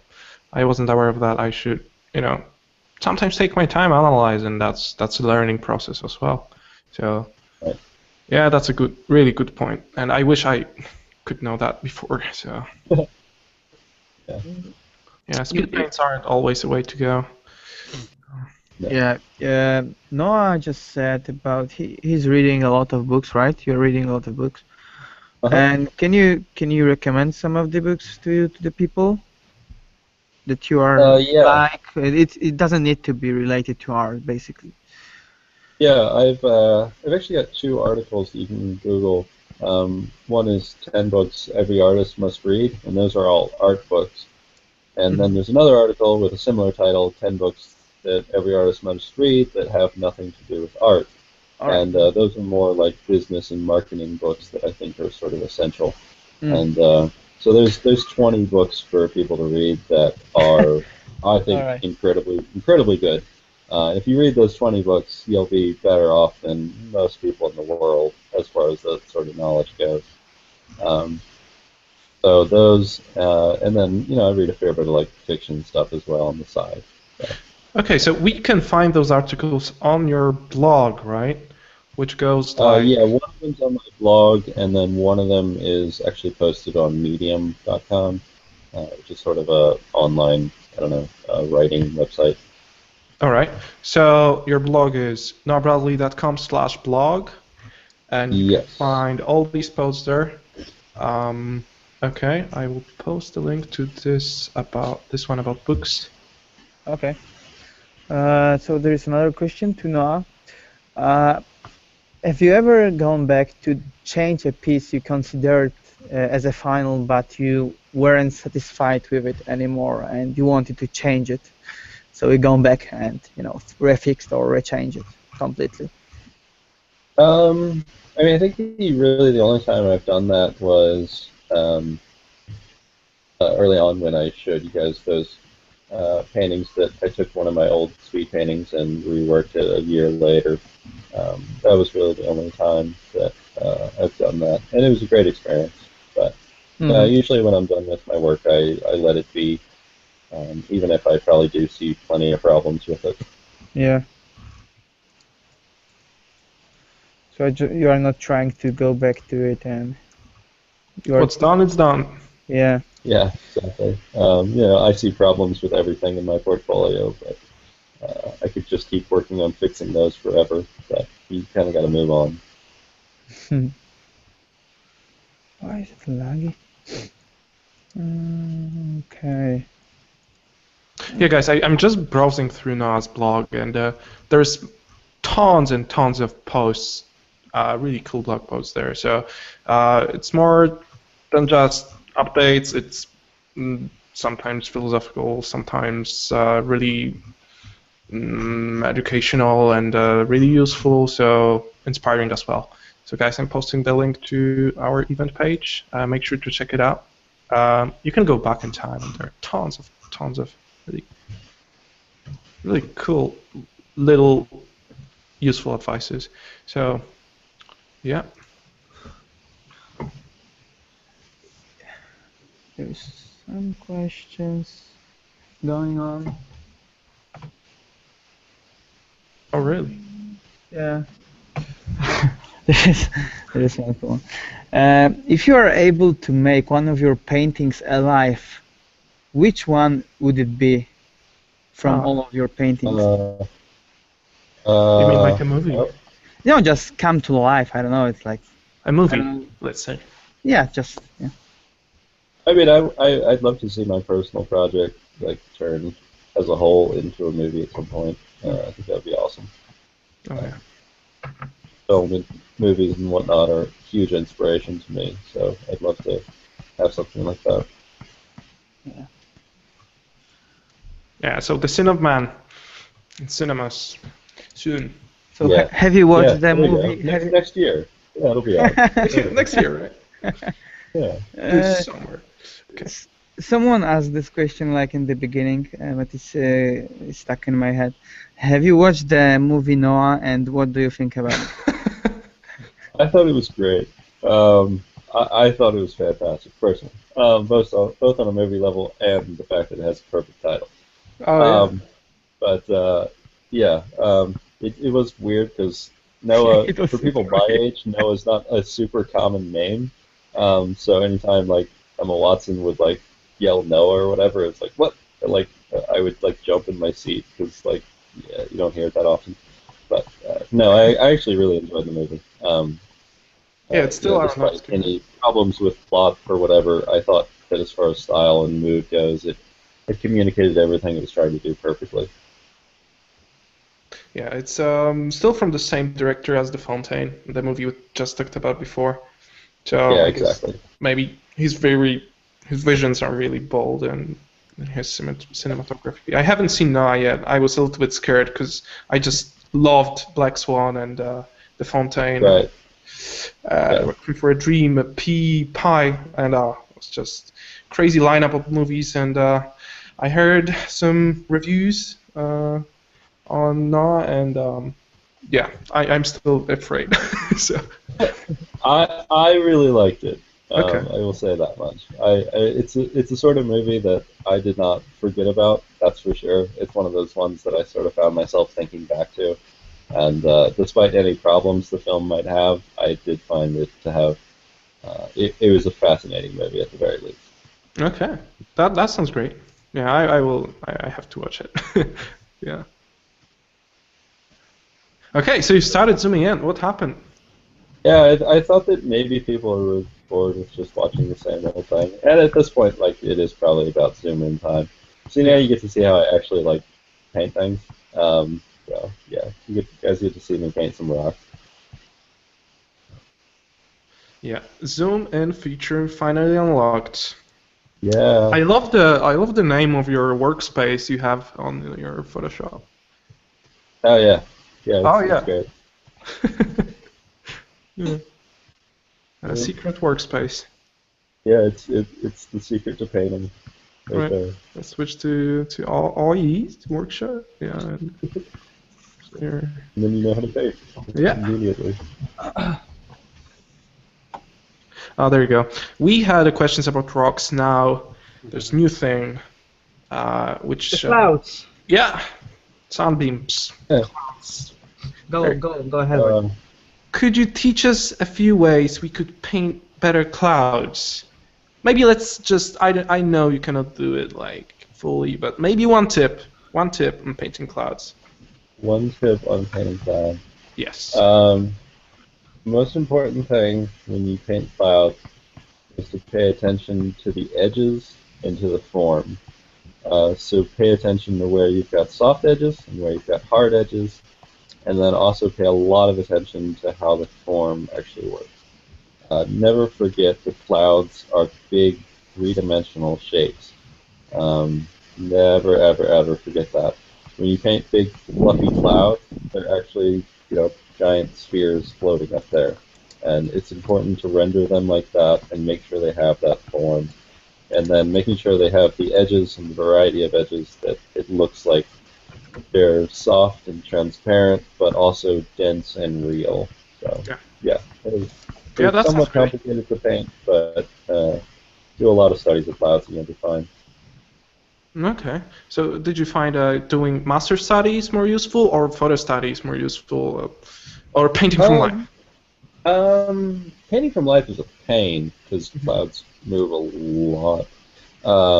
But for me, it was probably a combination of the master studies and the photo studies. Okay. I did a lot of both.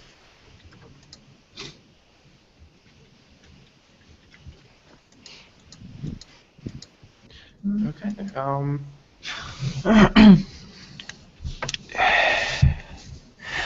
You started with limited palette, right, Noah? Are you also sometimes going from black and white and adding colors later, or usually you always start with limited palette and extending it on the, during the process? I never, ever, ever, ever, ever start with black and white. I've tried it a few times early on, and I realized that I really hated it. For me, I could never get good color going that way. I could get okay color, but I could never get really rich, vibrant color. I just never had the control in going from black and white to color to ever get that. The reason it started fairly limited palette this time is that I knew I wanted the final to actually be a fairly limited palette. But that's it. If I wanted a super intense saturated painting, I would actually start with those super intense saturated colors. So I start with whatever the colors will end up being. In this case, I knew I wanted a very subtle painting, and so that's why we started this way, but now I always start with full color, no matter what.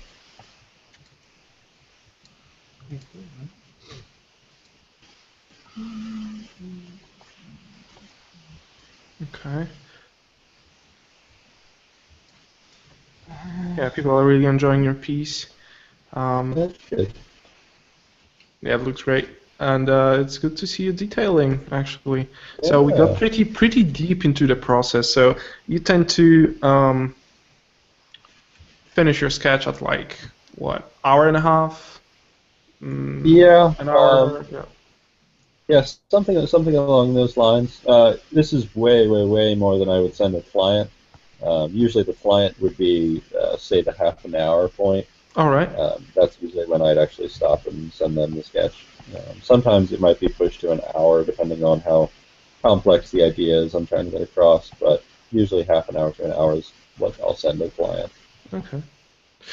Let's switch a subject from this really technical alley to maybe something more general, which is, let's say, I have a portfolio. Let's say I'm decent technically. I'm able to do professional work, but I'm not getting any sort of jobs. And how should I promote myself? How should I get jobs if I'm technically able to work, but I'm not getting anything?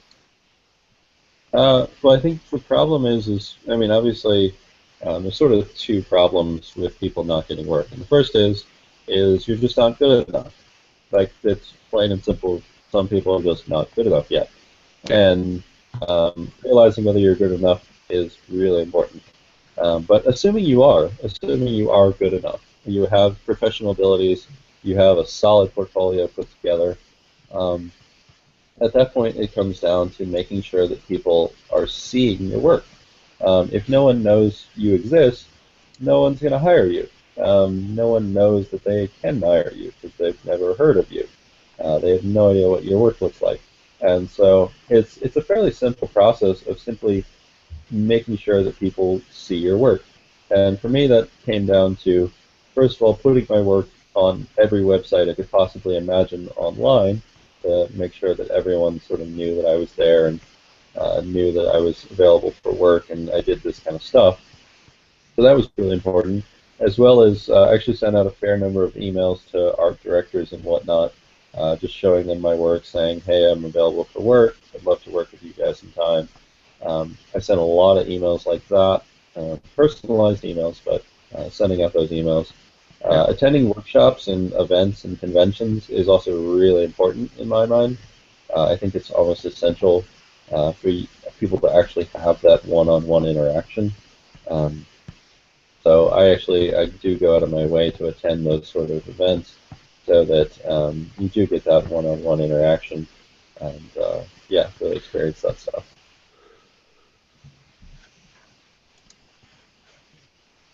All right, so there is that thing you talked about. When exactly have you got that certainty that, okay, I'm good enough to send my portfolio out? Because, for example, there's that period when you are not getting work, but right. You can start doing that, but you're not sure. So when does it happen? When somebody offers you work, or? Yeah, it's really hard. It's really hard to tell. And I look back and I try to figure out whether I knew ahead of time whether I was good enough or not. And I think the advantage that I had was that I was capable of sort of objectively looking at my work and looking at where it was at. And I think that's an important thing to do. So I remember actually, opening a copy of Spectrum book and looking through it and seeing, could my work possibly fit in here? Is my work the same quality as the stuff I see in here? And obviously for a long time that answer was no. But at a certain point it was actually, yeah, I can actually kind of see it in here. Maybe it's not the best thing in here, but I can see work that is as good as mine. And I think that's sort of a good baseline, at least more towards the illustration side of things. But as far as an idea of what sort of skill level you need to get to. So it comes down to that. Obviously the best validation is actually getting work. That's really good confirmation that you're good enough. And then another thing about attending events is I think getting those portfolio reviews where you actually can have a professional or an art director tell you, yes, you are good enough at this point. You can get work. Okay. There's some question about painting architectural environments. Uh-huh.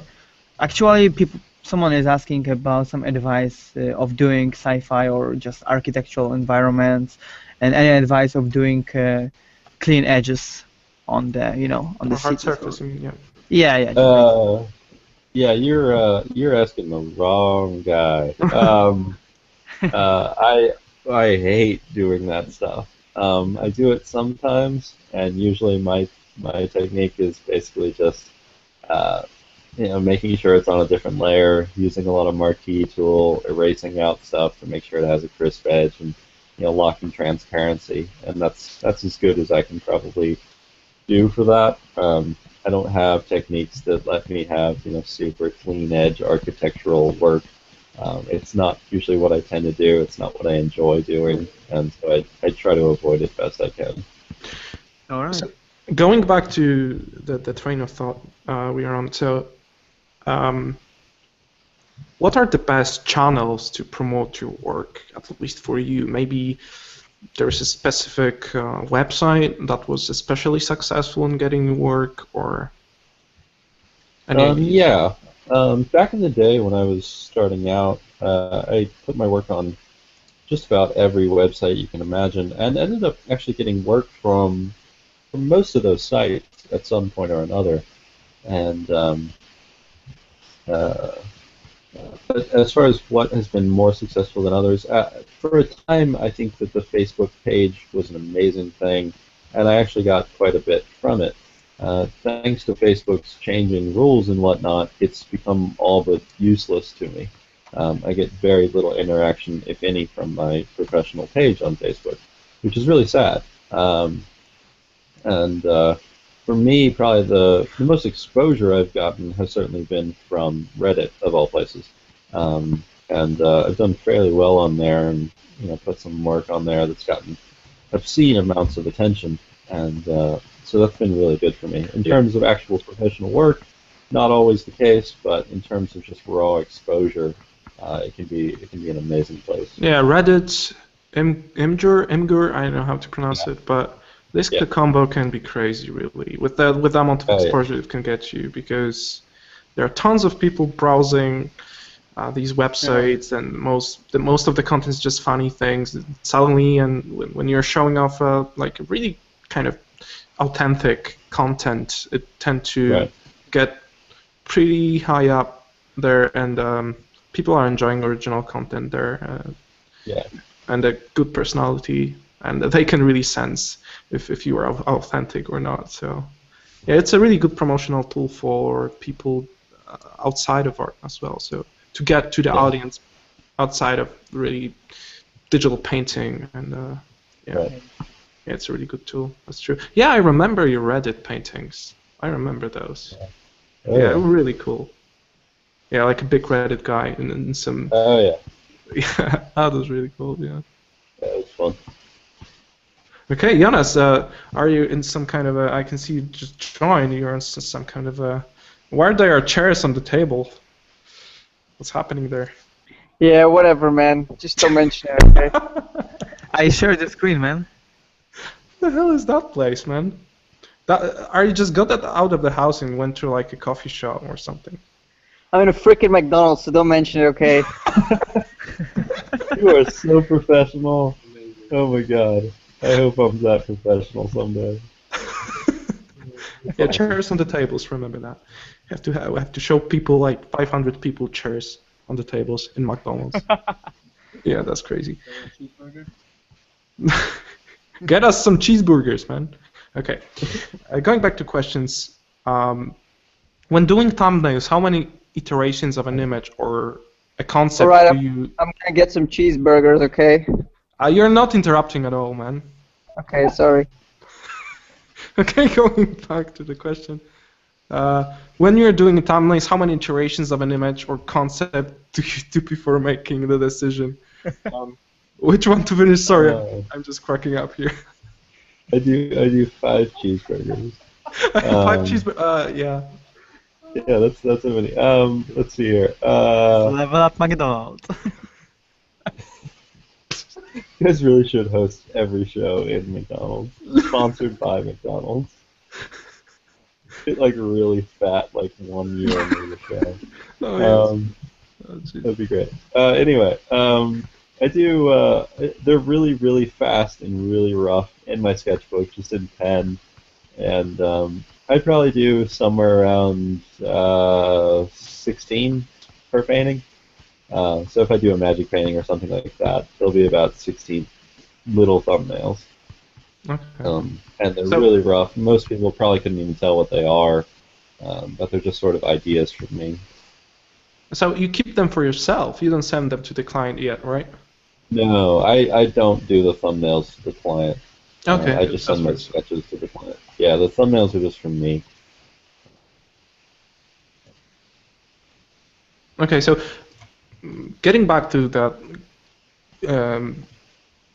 client and you relationship, basically, how much do you enjoy involvement of a client into your work? Because I heard that wizards aren't really that.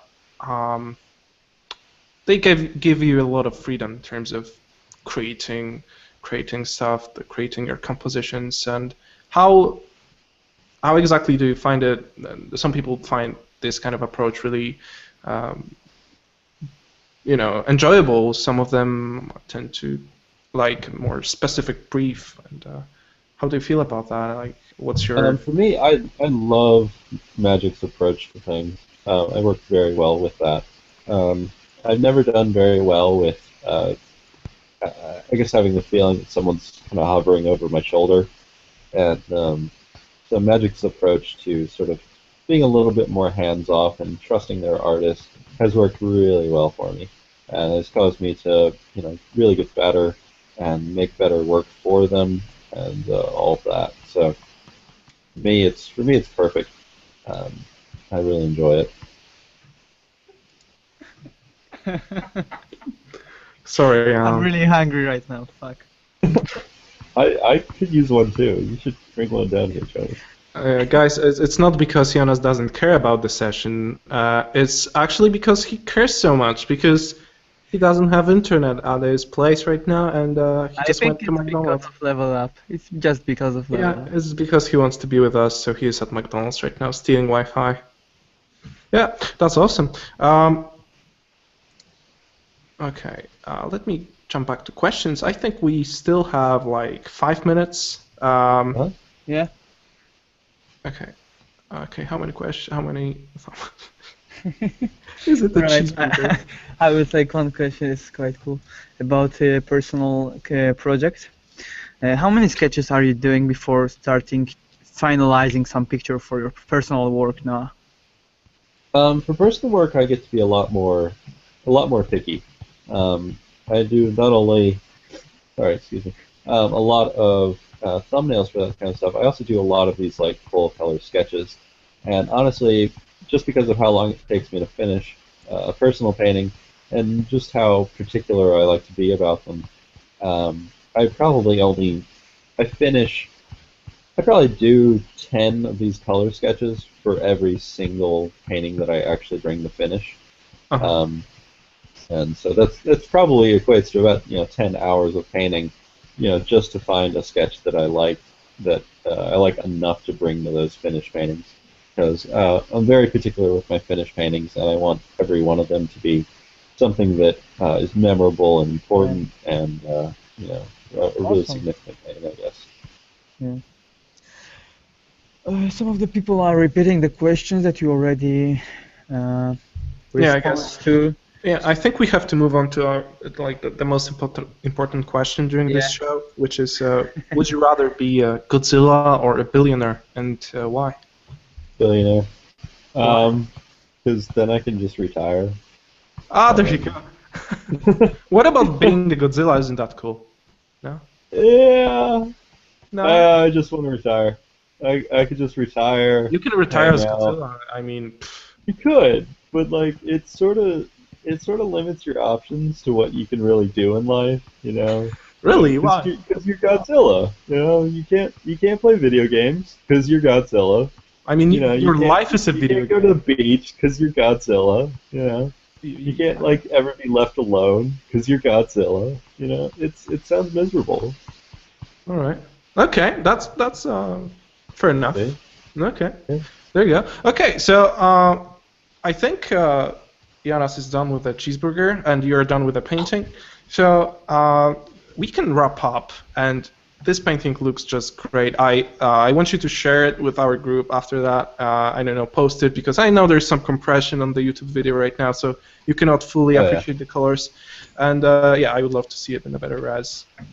It's been really amazing to have you with us today, sharing all of your experience and knowledge, looking into your past as well, seeing you growing during those years, as I've been watching your progress and being inspired by your things, as I started a little bit later after you.